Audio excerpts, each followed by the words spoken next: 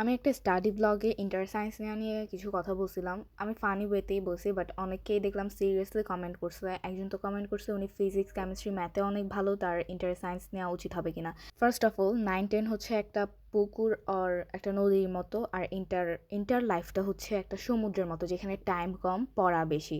First paper, second paper, প্রত্যেকটা কিছু, তারপর প্র্যাকটিক্যাল, তারপর আদার্স সব কিছু নিয়ে। তো এখানে মানুষ এইচএসসি পাশের জন্য পড়ে না, এখানে মূলত পড়ে মেডিকেল আর ইঞ্জিনিয়ারিং নিয়ে পড়ার জন্য। তো এখানে যদি একবার পিছায় যাই আমরা, এখানে কোনোভাবে রিকভার করার মতো আমাদের কোনো টাইমই নাই। অন দ্য আদার হ্যান্ড, আমরা 9-10-এ সারা বছর না পড়েও এটা আমরা টেস্ট পরীক্ষার পরে রিকভারি করে আমরা A+ ইজিলি পাইতে পারতেছি।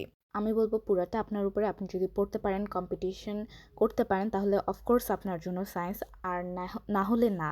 আর ডিটেলসে ভিডিও চাইলে অফকোর্স আমাকে কমেন্ট করে বলবেন, আমি দেওয়ার ট্রাই করব।